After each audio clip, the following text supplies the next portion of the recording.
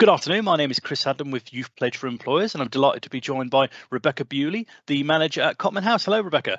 Hello. Hello. Thank you for giving up your time this afternoon. I know you're a busy person. But I guess my sort of start of a 10 question would have to be: can you tell us a little bit about Cotman House and what you do? Cotman House, we are a 61-bed residential home in Felixstowe, overlooking the sea. I've got the pier outside my office window there. A lot of Lovely. people may not know what this building is, but it is a residential home. So we have capacity for 61 residents, and we vary from 18, we are registered for 18, up until I think our oldest resident at the moment is 104. Oh, wow. We have people who are very independent, people who live with dementia, people who have mental health problems. We have people who are totally independent and still go out shopping, people who are totally bedridden and end of life. It's whatever people need, we enable them to live their life to the fullest that they can be. Oh, well, I say I wasn't even aware that you had that that kind of diversity, as I say, especially say 18, potentially through to 104. That's amazing. And I'm assuming that there are different roles and different kinds of staff required to support people, as you say, at those different stages with different conditions. So can you just talk us through sort of maybe the kind of the structure of the staff at Cotman House and the kind of staff and roles you have? Well, obviously there's care staff. We can have support people to become carers, even if they've got no formal qualifications whatsoever, because I also say it's more about here and here. Yeah. If you've got that caring nature, a lot of people may think, oh, I've got to be trained, and yes, we do training, absolutely we do, and there's lots of that to do, but it is, you cannot teach people to be caring, thoughtful people. So they can start as carers, and then there's career progressions available to become senior carers, deputies, managers. I started as a carer once a long time ago. We've also got kitchen team and hospitality team. So we have chefs, kitchen assistants, hostesses, which are the people who can support with service of meals, taking round teas and coffees, just generally looking after the residents. It's a bit like room service in a hotel, but you've got the same residents all the time, so you get to know them. Oh, lovely. Yeah, then we have our domestic team, housekeeping. So there's roles there around, infection control. So again, it's a bit like keeping a hotel, but with a lot more priority on infection control. Again, fully trained. We've got lots of different flexible hours that we, can support people with. We've also got various members of the ancillary team, which would be like management, deputy management, admin, reception, maintenance. And we've also got what we call the wellbeing team, which is, some people call them activities, but we encompass a hairdresser in that as well. So it's all about that resident's wellbeing, not necessarily joining, we're all doing bingo on Friday at 5 or whatever. It's a lot more about just spending one-to-one time with people.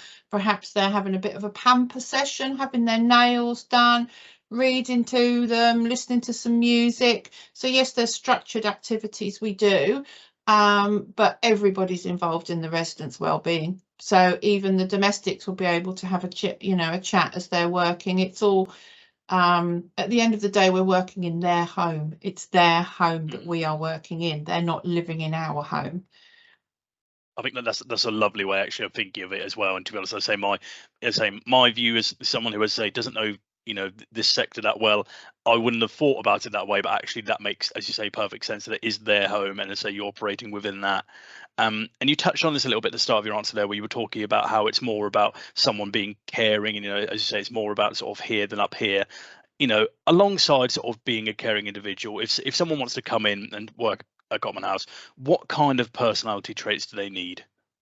We need somebody who is good at speaking to people, good at remembering things.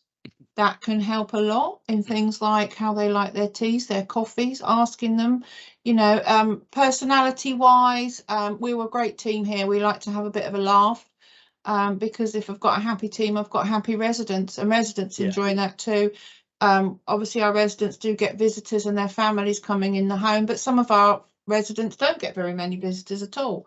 So we become their family, for want of a better word. And it is about going that little extra mile that you know a particular person likes something done a particularly way and you remember it and they appreciate that. So it is about, thinking for yourself, just getting to know the residents and taking an interest in them because they are so diverse.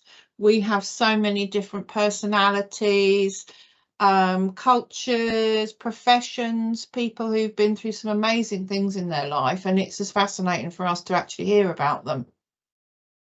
Yeah, no, that's really interesting. And actually, the more and more you talk about this, and I know you sort of mentioned that it's a little bit like a hotel before, the more and more actually, as you say, so I think it is almost like it's not just sort of a hospitality experience, as you say, it's more than that. It's almost, as you say, like being, like I say, like a sort of second family for those of them, or a first family for some of the residents. Yeah. And as you say, I guess the reward for you, as you say, is learning about their brilliant experiences, the things they've seen, done, met, people they've met. And that sort of leads me on to my sort of next question, really, which is, and you've touched a little bit on about maybe some of the challenges that there may be in this role, but what do the good days look like? And, what are the sort of parts of the role that sort of, get people up from bed in the morning, if you see what I mean? And what are the challenges? What are the sort of, the sort of tougher days in the role like?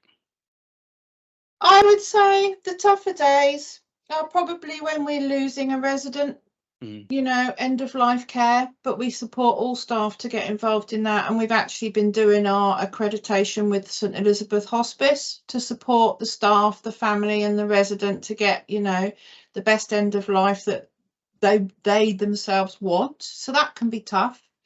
It can be tough. We have residents who live with dementia.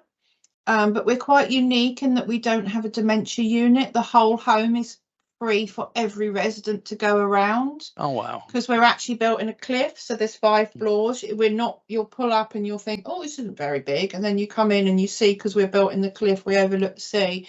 Yeah. So sometimes residents with dementia can experience upset, can develop behaviours that perhaps usually, to be perfectly honest, are a sign that they're frightened, they're scared. So it's learning about them and learning about the triggers that you can use to actually reassure them, calm them, enable them to be able to do the things that they've always wanted to do. They may have never been able to do something before, and if they say, well, I've always wanted to do that, then you can. And those things can be turned around into the good days. And there's a lot of good days. I have a little lady who lives with dementia, and she just wants to, she often thinks she's here to work. And I mean, yesterday I came in and she was with the hostess, with the hostess pushing the tea trolley around, serving residents. She was able to push the trolley and help and make cups of tea, and she was thoroughly enjoying it. Oh, brilliant. There's great days we have when you finally, I think one of the most important things is when we have a new resident in the home, and I make quite a big thing of actually finding out about that person. Yes, I need to know medical conditions, allergies, height, weight, how they move, etc., etc. But what makes them tick? Where were they born? What was their childhood like? What are the things that are really important to make in their day? Because I know what mine are. I love my dogs, things like that. I know the sort of things I like and the things I don't like. And it is finding out those things, what people's expectations are of coming into a care home. Because some people think we're an institution and they'll come in here and we do everything for them. If they want us to, well, yes. But we also want to encourage people to still do the things that they've always done previously if they can. And get out. We're not far from town, so if they want to go out shopping and they've got the capacity to do that, off they go on their buggies. I've got staff members who come in on their days off just to take some into town because it's lovely.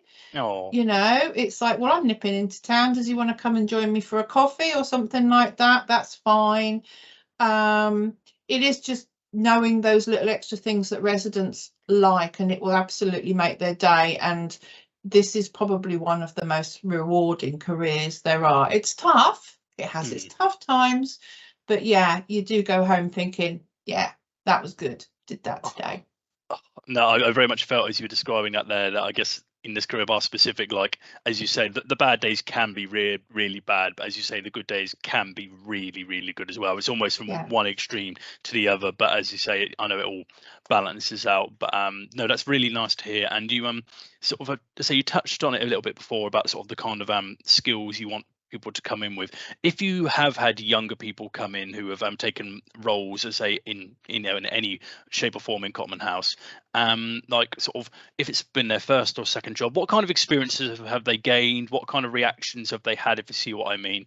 Just to sort of give an idea of what someone going into this kind of industry, what their first, as I say, days, months, years might look like. Well, first for recruitment, to be honest, people's qualifications isn't the first thing I look at. It isn't, because some of us may have got plenty and some of us may not have had for any fault of their own. I dropped out of school early and look where I am now. It is just seeing if somebody's got that willingness and that passion for something. And and often sometimes my greatest joy is to actually see someone who possibly other careers have glossed over and tossed aside, to actually see, no, this person really wants to get a role they can, really start to learn and enjoy. And then that person will also develop their skills and get, a feeling of self-worth, but we can support them as well. So have you seen sorry to interrupt, have you seen many people come in like that? And actually, have you got any sort of examples of maybe someone who's come in, as you say, and they've had little experience in other careers, but then when they've found themselves in a in a care environment, they've thrived? I've been in care a long time. I have had somebody, for example, who joined as a housekeeper.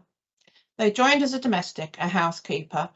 And then we quickly thought, hang on a minute, they've got a really wonderful way with them, with the residents, when they're cleaning the room, they're singing, they're joking, etc.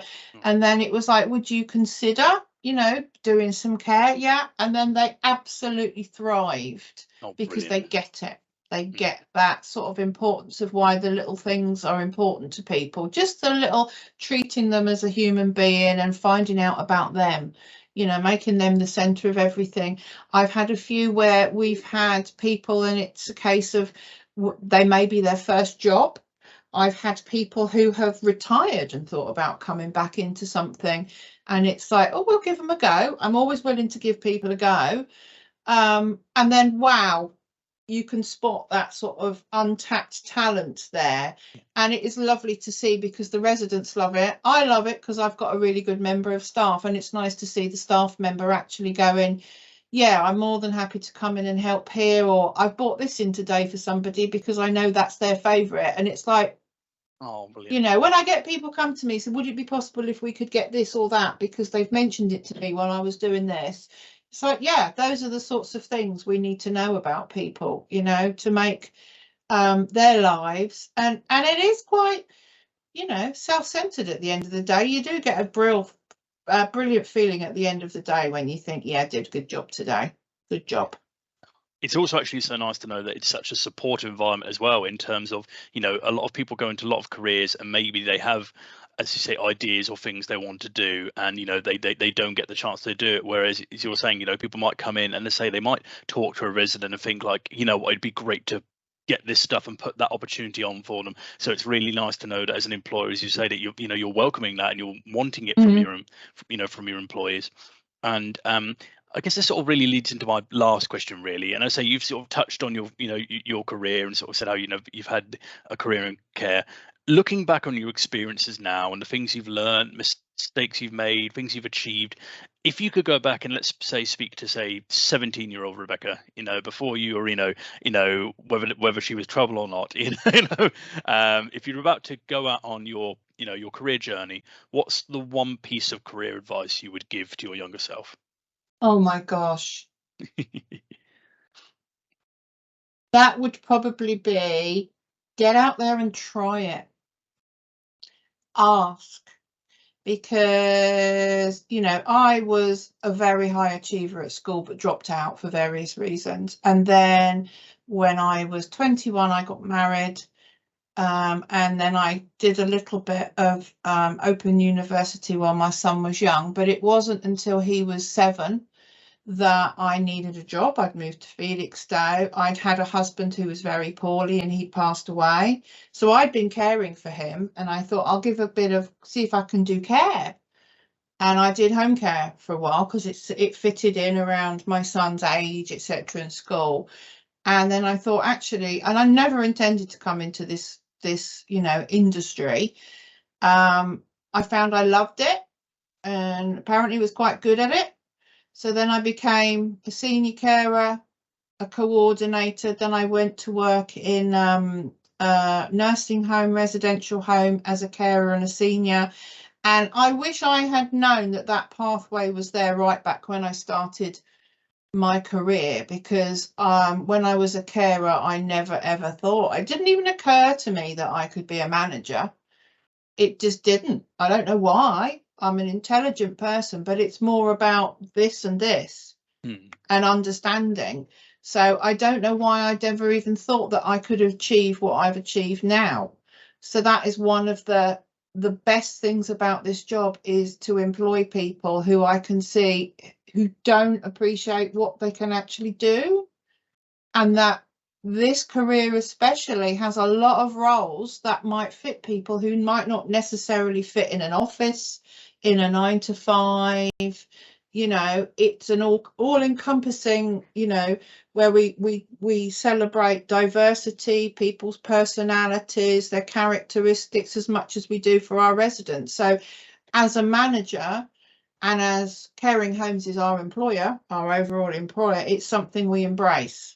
You know, there's a lot of talent out there that goes unnoticed because people don't necessarily, people look at qualifications as talent, whereas actually it's in here. It's in here. And if you can get that and support someone to be the best that they can be, yeah, we'll give them a go. If they've got it, if they can say, yeah, I'm really interested in that, in making a difference, that's the best thing ever.